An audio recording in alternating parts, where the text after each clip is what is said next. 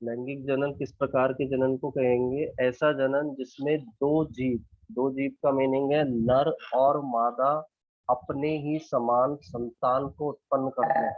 नर और मादा जो है अपने समान प्रोजेनी को या संतान को उत्पन्न करेंगे।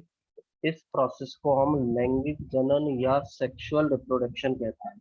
ये जो प्रक्रिया है इसे लैंगिक जनन या सेक्सुअल रिप्रोडक्शन के नाम से इसे जाना जाता है। अब प्रत्येक जो ऑर्गेनिज्म है, मेल जो है ना उसमें जो युग्मक बनते हैं, नर के अंदर जो युग्मक बनेंगे उन्हें हम जनरली बोल देते हैं नर युग्मक, या इनको हम बोल सकते हैं शुक्राणु। स्पर्म के नाम से इनको जाना जाता है, शुक्राणु या स्पर्म इनको बोलेंगे। फीमेल जो गैमेट है, मादा में जो युग्मक बनते हैं उन्हें हम मादा युग्मक, फीमेल गैमेट, या फिर बोलेंगे अंडाणु, ओवम के नाम से इनको जाना जाता है। शुक्राणु और अंडाणु आपस में मिलेंगे। इन दोनों के मिलने की प्रोसेस को बोलते हैं फर्टिलाइजेशन या निषेचन। शुक्राणु और अंडाणु का आपस में मिलना निषेचन कहलाता है। इनसे जो स्ट्रक्चर बनेगी उस संरचना को युग्मनज या जाइगोट कहेंगे। युग्मनज से भ्रूण का डेवलपमेंट होगा, एम्ब्रियो का डेवलपमेंट होगा, और इस भ्रूण से फिर नया जो ऑर्गेनिज्म है या जीव का विकास होगा। तो ये लैंगिक जनन के अंदर होने वाली प्रोसेसेस होती है या प्रक्रियाएं होती है। अब हर जीव के अंदर या हर जंतु के अंदर जो लैंगिक जनन है, एक निश्चित आयु प्राप्त करने के बाद ही संपन्न हो पाता है। ये लैंगिक जनन की जो प्रोसेस है, हर ऑर्गेनिज्म में, कोई सा भी हम एग्जांपल लें, मनुष्य का लें, कुत्ता, बिल्ली, गाय, इनका किसी का भी यदि एग्जांपल लेते हैं, तो एक निश्चित अवस्था और परिपक्वता प्राप्त करने के बाद ही प्राणी लैंगिक जनन कर सकते हैं। जिस निश्चित अवस्था को प्राप्त करने के बाद जंतु लैंगिक जनन कर पाते हैं, जिस निश्चित आयु को प्राप्त करने के बाद जंतु लैंगिक जनन कर पाते हैं, उस निश्चित आयु को जंतुओं में हम बोलते हैं किशोर अवस्था। जंतुओं में उस आयु को या उस एज को किशोर अवस्था बोला जाता है। यानी किशोर अवस्था को प्राप्त करने के बाद ही जंतु लैंगिक जनन कर पाए। किशोर अवस्था एक ऐसी स्टेज है जिसके बाद ही जंतुओं में लैंगिक जनन की प्रोसेस संपन्न होती है। प्लांट्स के अंदर इस एज या परिपक्वता की अवस्था को पादपों में कायिक अवस्था बोला जाता है। पौधों में कायिक अवस्था प्राप्त करने के बाद ही लैंगिक जनन हो पाता है, और जंतुओं में किशोर अवस्था प्राप्त करने के बाद ही लैंगिक जनन की क्रिया संपन्न हो पाती है। दो तरह की स्टेज है। जंतु जब किशोर अवस्था को प्राप्त कर लेंगे, एक निश्चित एज को प्राप्त कर लेंगे, तो उनमें सेक्सुअल रिप्रोडक्शन होगा, लैंगिक जनन होगा। प्लांट जब कायिक अवस्था को प्राप्त कर लेंगे तो उनके अंदर लैंगिक जनन की प्रोसेस या प्रक्रिया जो है वो संपन्न होती है। अब इसी से रिलेटेड जंतुओं में एक चक्र पाया जाता है, एक साइकिल पाया जाता है जिसे हम ऋतु स्राव चक्र, और दूसरा एक चक्र है जिसे हम बोलते हैं एस्ट्रस चक्र। यानी लैंगिक जनन करने वाले जो ऑर्गेनिज्म हैं या लैंगिक जनन करने वाले जो जंतु हैं, उनके अंदर दो प्रकार के चक्र प्रेजेंट होते हैं। दो प्रकार के चक्र इनके अंदर पाए जाएंगे। फर्स्ट जो चक्र है उसको हम बोलते हैं ऋतु स्राव चक्र। पहला जो चक्र पाया जा रहा है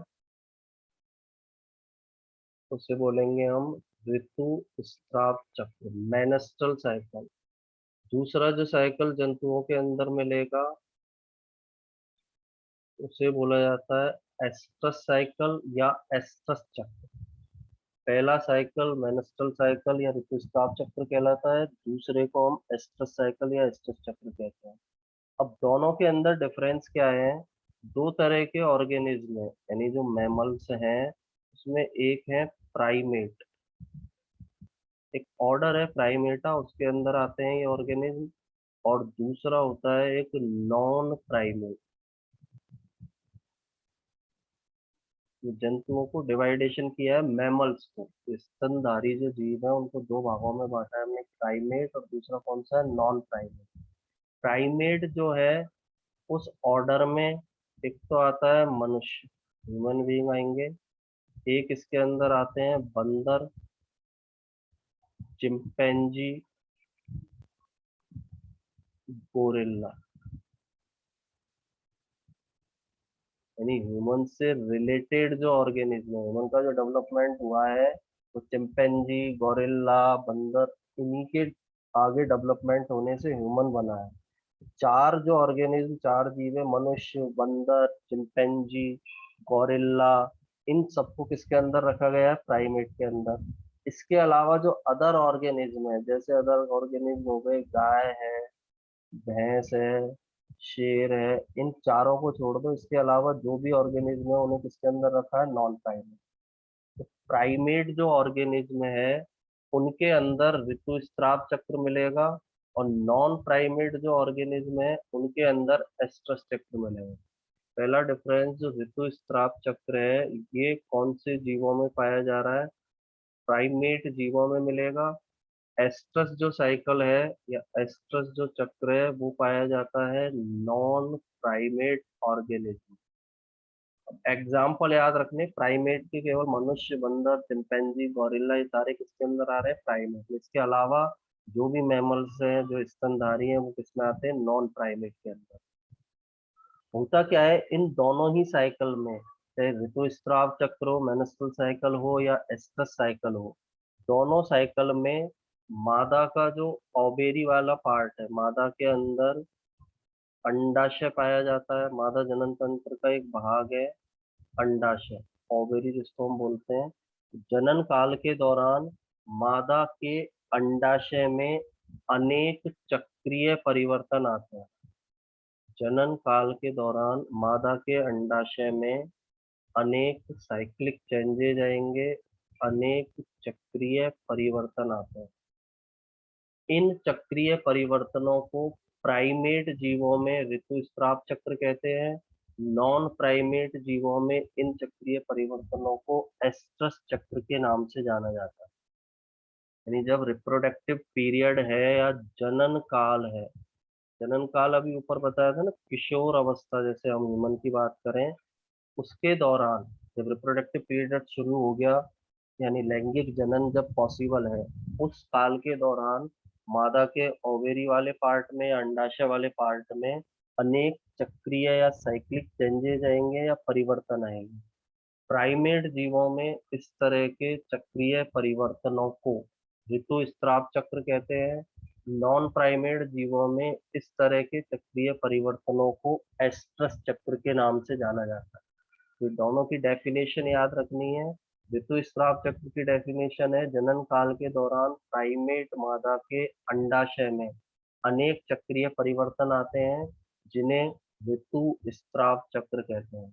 एस्ट्रस चक्र की डेफिनेशन है, जनन काल के दौरान नॉन प्राइमेट मादाओं में अंडाशय में अनेक चक्रीय परिवर्तन आते हैं जिन्हें एस्ट्रस चक्र के नाम से जाना जाता है। दो तरह के साइकिल या चक्र हैं जो जीवों के अंदर क्या होते हैं, उपस्थित होंगे या प्रेजेंट होंगे। इसके बाद जो जंतु है उन्हें हम दो टाइप्स के अंदर डिवाइड करते हैं।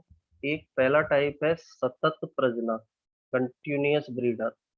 फर्स्ट टाइप है जंतुओं का सतत प्रजनक, कंटिन्यूअस ब्रीडर भी इनको हम बोल सकते हैं। दूसरा टाइप होता है ऋतुनिष्ठ प्रजनक, सीजनल ब्रीडर, ऋतुनिष्ठ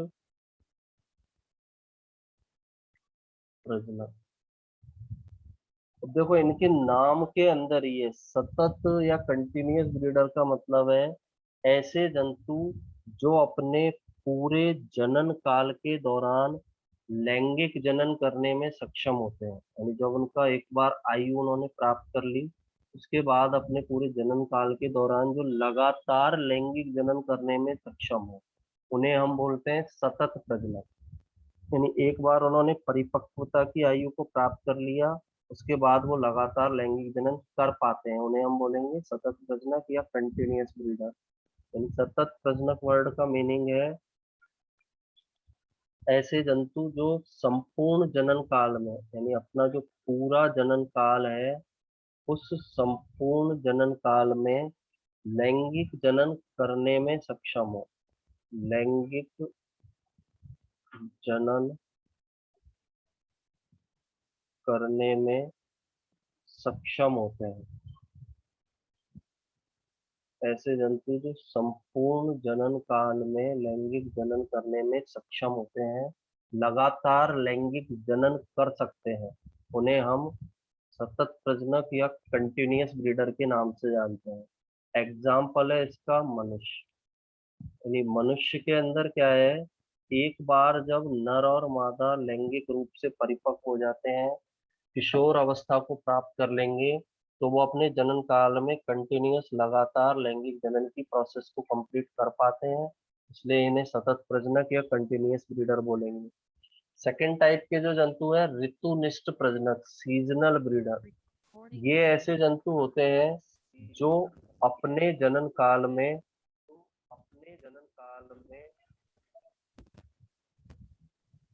एक सेकंड,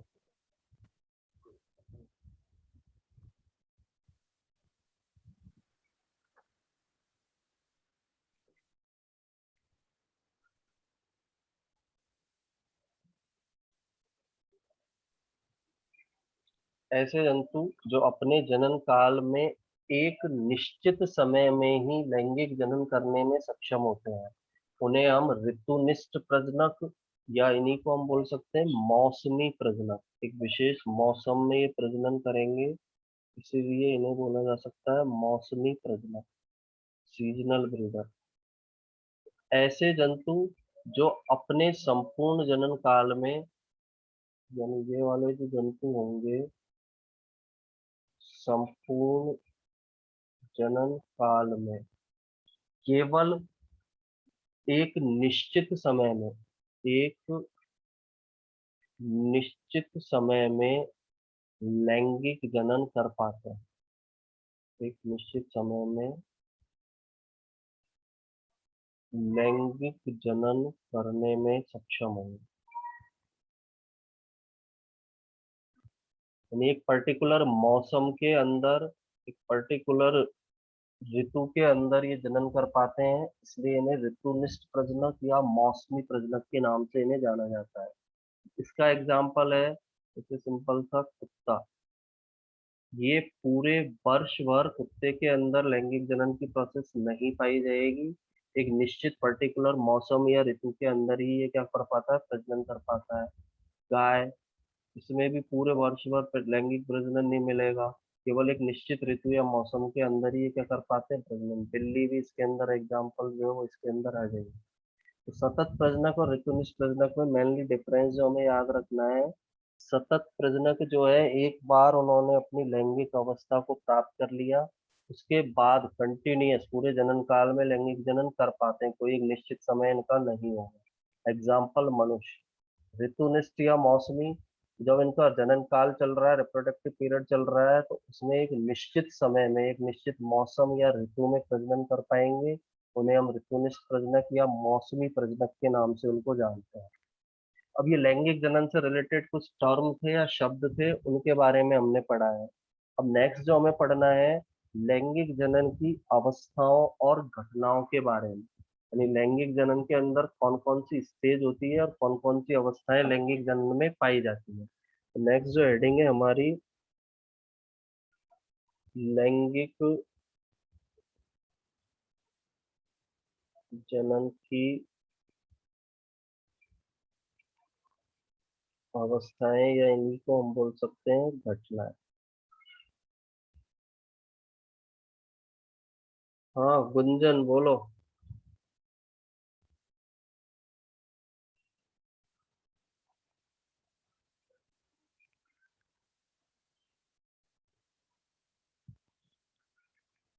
गुंजन बोलो अब।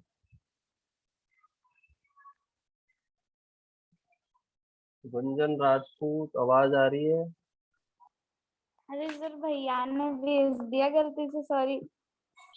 चलो ठीक है, कोई दिक्कत नहीं है। इसके अंदर देखो लैंगिक जनन जो है उसमें क्या हो रहा है, इसकी कुछ अवस्थाएं होती हैं या कुछ घटनाएं होती है। लैंगिक जनन को हम कुछ पार्ट्स के अंदर, कुछ स्टेजेस के अंदर डिवाइड करते हैं। सबसे फर्स्ट पार्ट जो है इसका, लैंगिक जनन की स्टेजेस को हमने डिवाइड किया, 3 अवस्थाओं के अंदर हम इनको डिवाइड करेंगे।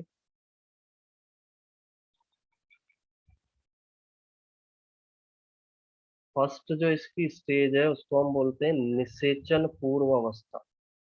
लैंगिक जनन की फर्स्ट स्टेज को बोला जाता है निषेचन पूर्व अवस्था, प्री फर्टिलाइजेशन स्टेज। सेकंड जो इसकी स्टेज होगी उसे बोला जाता है निषेचन या फर्टिलाइजेशन। तीसरी जो स्टेज होती है निषेचन पश्च अवस्था।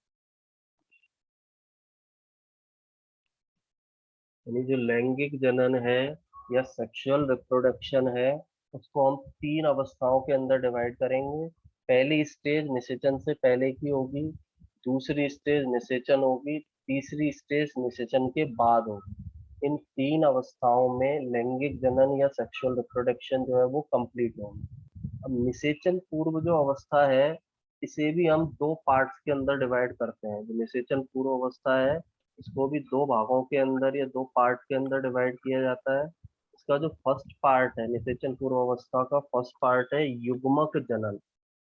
इसका फर्स्ट पार्ट युग्मक जनन, गैमेटोजेनेसिस बोला जाता है इसे। दूसरा इसका पार्ट होता है युग्मक स्थानांतरण, गैमेट ट्रांसफर। 2 भागों में इसे बांटा है। निषेचन का कोई डिवाइडेशन नहीं है। फिर तीसरी जो ये स्टेज है निषेचन पश्च अवस्था, इसे भी हम 2 पार्ट्स के अंदर डिवाइड करते हैं। फर्स्ट पार्ट को बोला जाएगा युग्मनज निर्माण, फॉर्मेशन ऑफ जायगोट। और सेकंड पार्ट जो है उसे बोला जाता है भ्रूणोद्भव। भ्रूणोद्भव जो वर्ड है ना उसका मतलब है युग्मनज से भ्रूण का बनना। एम्ब्रियोजेनेसिस भी हम इसको बोलते हैं या भ्रूणोद्भव के नाम से जाना जाता है। तो लैंगिक जनन की जो अवस्थाएं हैं 3 पार्ट में हमने उसको डिवाइड किया। 3 अवस्थाएं हैं निषेचन पूर्व, जिसे 2 पार्ट में डिवाइड किया है, युग्मक जनन और युग्मक स्थानांतरण। सेकेंड स्टेज का नाम निषेचन, तीसरी स्टेज का नाम निषेचन पश्च अवस्था, जिसे भी 2 भागों में बांटा है हमने। फर्स्ट पार्ट को बोला युग्मनज निर्माण, सेकेंड पार्ट को बोला है हमने भ्रूणोद्भव। तो इन सबके नाम हमें याद रखने हैं कि कितने पार्ट्स के अंदर इन्हें क्या किया गया है, डिवाइड किया गया है।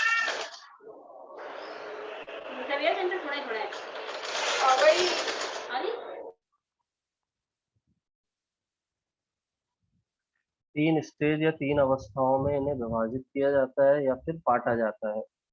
अब एक एक स्टेज के बारे में हमें पढ़ना है। पहला निषेचन पूर्व, दूसरा पढ़ना है निषेचन, और तीसरी स्टेज जो पढ़नी है उसका नाम क्या है, निषेचन पश्च अवस्था। अब देखो निषेचन पूर्व जो है उसके नाम में ही है कि ऐसी स्टेज जो किससे पहले आती है, निषेचन से पहले आती है। यानी फर्स्ट स्टेज हमारी है निषेचन पूर्व अवस्था, प्री फर्टिलाइजेशन स्टेज।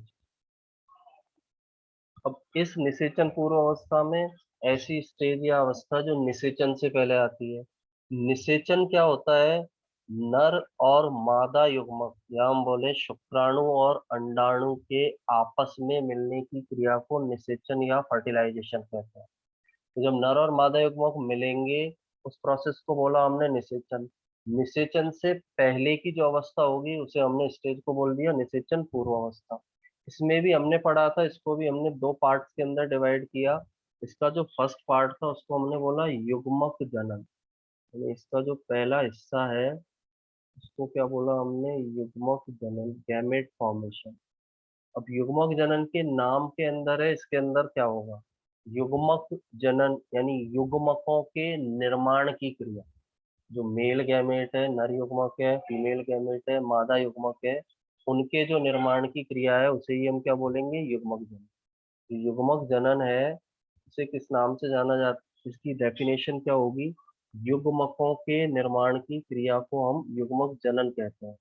युग्मक जनन टर्म का मीनिंग है युग्मकों के निर्माण की क्रिया। इनका नाम, इनके जो नाम है ना, उसी के अंदर इनकी डेफिनेशन है। युग्मक जनन, युग्मकों के निर्माण की क्रिया को युग्मक जनन कहते हैं। सिंपल से याद रखना है, ऐसी प्रोसेस जिसके अंदर युग्मकों का निर्माण होगा, उस प्रोसेस को हम युग्मक जनन के नाम से जानते हैं। नर युग्मक जो है, अभी मैंने ऊपर बताया था, नर युग्मक को बोला जाता है शुक्राणु या स्तंभ। नर युग्मक को हम बोलेंगे शुक्राणु,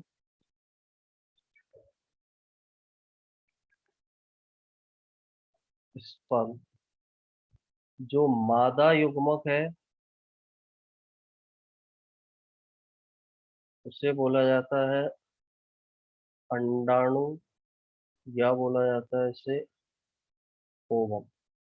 तो नर युग्मक जो है उसे हम शुक्राणु बोलते हैं, मादा युग्मक जो है उसे हम क्या कहते हैं, अंडाणु कहेंगे। आगे जब हम पढ़ेंगे तीसरे चौथे चैप्टर के अंदर आएगा, शुक्राणुओं के निर्माण की क्रिया को शुक्राणु जनन कहते हैं। अंडाणु का जो निर्माण है उसकी क्रिया को, अंडाणुओं के निर्माण की क्रिया को हम क्या बोलेंगे, अंडाणु जनन बोलेंगे। आगे डिटेल में हम पढ़ेंगे, नेक्स्ट जो थर्ड चैप्टर है उसके अंदर इसको डिटेल में पढ़ेंगे कैसे होता है, क्या होता है। अभी सिंपल सा ये याद रखना है कि शुक्राणुओं, जो नर युग्मक है उसे शुक्राणु बोलेंगे, मादा युग्मक है उसे अंडाणु या ओवम बोलेंगे। इन नर और मादा युग्मकों के निर्माण की जो क्रिया है, नर और मादा युग्मकों के निर्माण की जो प्रोसेस होती है या प्रक्रिया होती है, इस प्रोसेस या प्रक्रिया को ही हम किस नाम से जानते हैं, युग्मक जनन के नाम से जानते हैं।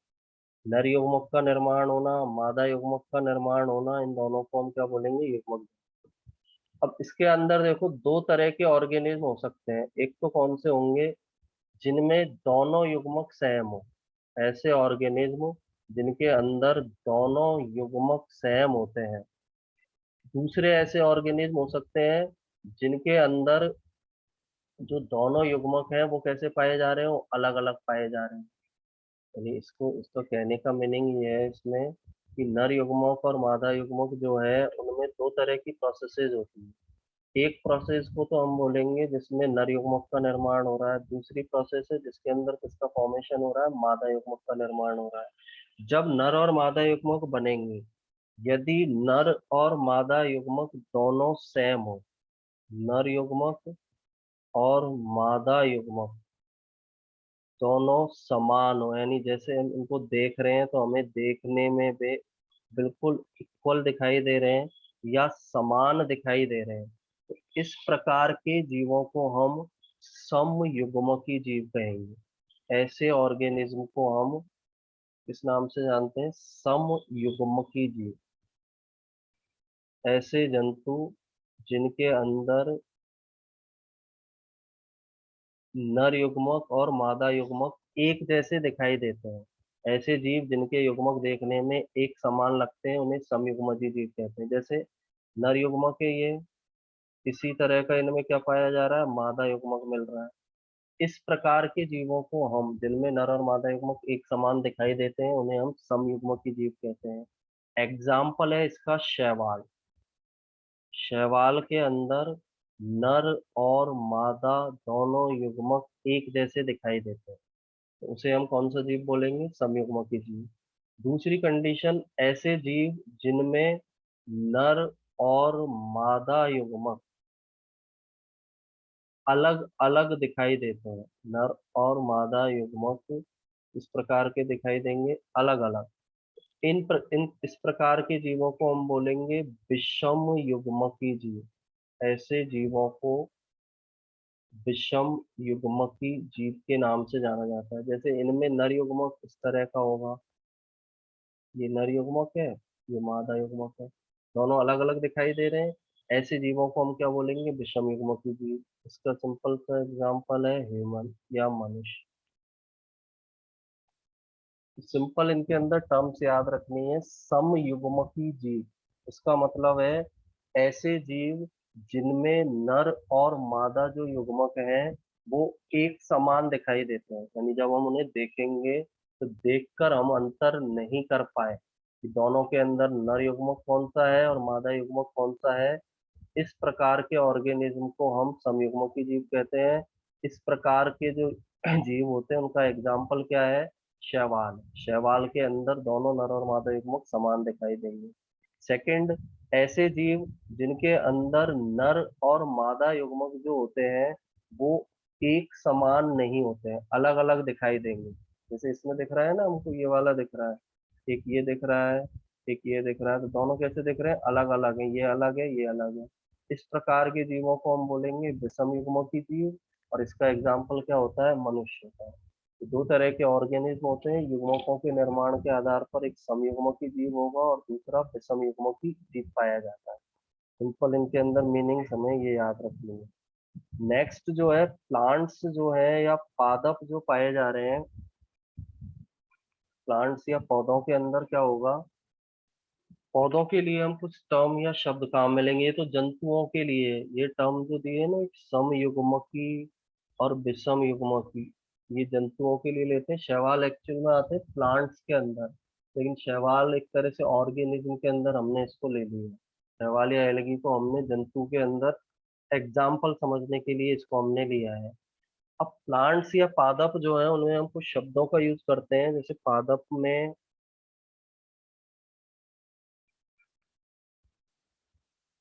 एक वर्ड है एक लिंगी। पादप के अंदर एक शब्द हम यूज में लेंगे एक लिंगी, या इसी को हम बोलते हैं एक लिंगाश्रयी, या इसी को बोला जाता है विषम थैलेसी। इसी के लिए एक शब्द काम में लेते हैं हम, विषम थैलेसी, हेटेरोथैलस। दूसरे जो वर्ड काम में लिए जाते हैं द्विलिंगी या उभयलिंगी, उभयलिंगाश्रयी। उभयलिंगी भी बोल सकते हैं ना, उभयलिंगाश्रयी या समथैलेसी।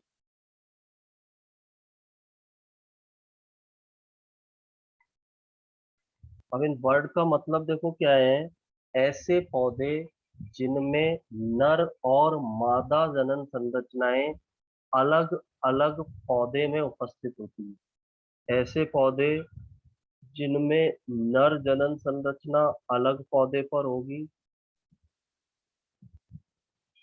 और मादा जनन संरचना जो है वो भी क्या होगी? अलग पादप पर होगी। यानी नर और मादा जनन संरचना कभी भी एक पौधे पर नहीं पाई जाएगी। उस प्रकार के पौधों को हम, जिनमें नर और मादा जनन संरचनाएं अलग अलग पौधों पर पाई जा रही है, उन्हें एक लिंगी पादप, एक लिंगाश्रयी पादप या विषम थैलसी पादप कहते हैं। जिनमें नर जनन संरचना अलग पौधे पर पाई जाती हो, मादा जनन संरचना अलग पौधे पर पाई जाती है। एक लिंगी, एक लिंगाश्रयी या उन्हें विषम थैलसी कहते हैं। एग्जाम्पल है इसका पपीता और खजूर। इनके एग्जाम्पल हैं एक पपीता और दूसरा कौन सा होता है? खजूर। इनमें अलग अलग पेड़ पर, एक पेड़ पर नर जनन संरचना, दूसरे पर कौन सी मिलेगी? मादा जनन संरचना। सेकंड जो है ऐसे पौधे जिनमें नर और मादा जनन संरचना एक ही पादप पर मिलती है। ऐसे पौधे जिनमें नर और मादा जनन संरचना एक ही पौधे में उपस्थित होती है, उन्हें हम द्विलिंगी, उभयलिंगाश्रयी या कौन से प्लांट बोलेंगे? समफैलसी पादप। इसका एग्जाम्पल है नारियल और दूसरा एग्जाम्पल होता है कुकुरबिटा। ये ऐसे पौधे हैं जिनमें नर जनन संरचना और मादा जनन संरचना एक ही प्लांट पर पाई जाएगी। तो टर्म्स का मीनिंग याद रखना है हमें। एक लिंगी पादप, एक लिंगाश्रयी पादप, विषम फैलसी पादप। ऐसे पौधे जिनमें नर जनन संरचना अलग पौधे में उपस्थित हो, मादा जनन संरचना अलग पौधे में उपस्थित हो, उन्हें एक लिंगी, एक लिंगाश्रयी या विषम फैलसी कहेंगे। यहाँ कंडीशन ऐसी होगी जैसे एक प्लांट है, इस पर नर जनन संरचना मिल रही है, दूसरा जो प्लांट है उस पर कौन सी मिलेगी? मादा। अलग अलग मिलेगी। उन्हें हम एकलिंगी, एकलिंगाश्रयी या विषमथैलेसी कहेंगे। द्विलिंगी के अंदर क्या होगा, एक ही प्लांट है, उसमें नर जनन संरचना भी पाई जा रही है, उसी के अंदर मादा जनन संरचना भी पाई जा रही है। इस प्रकार के पौधों को हम द्विलिंगी, उभयलिंगाश्रयी या समथैलेसी कहते हैं। इनके एग्जाम्पल नारियल और कुकुरबिटा है। एक लिंगी के एग्जाम्पल पपीता और खजूर। पपीता जो है हमेशा एक जोड़े में उगाया जाता है, दो प्लांट्स को एक साथ उगाते हैं। इसका रीजन ये है, इसमें नर जनन संरचना अलग होती है, मादा जनन संरचना कैसी पाई जाती है, सेपरेट या अलग पाई जाती है। यहाँ तक का याद रखना है। नेक्स्ट हम जंतुओं के अंदर पढ़ेंगे किस तरह से एक लिंगी जंतु होते हैं और द्विलिंगी जंतु होते हैं। फिर युग्मक निर्माण में किस तरह से सेल डिवीजन होगा, उसके बारे में हम नेक्स्ट क्लास के अंदर स्टडी करेंगे। अब इसके अंदर जो भी ये ज्वाइन हुए हो ना, तुम लोग अपने नाम से होना, उसके अंदर चेंज कर लेना। जैसे एक दो नाम है MDK, जिसका भी नाम है चेंज कर लेना। मोहित अग्रवाल जो नाम से है, अपना नाम डाल देना, जूम में जाके उसका नाम चेंज हो जाएगा। ठीक है ना। नोट्स जो दे रखे हैं उसके अंदर से इनको रीड कर लेना।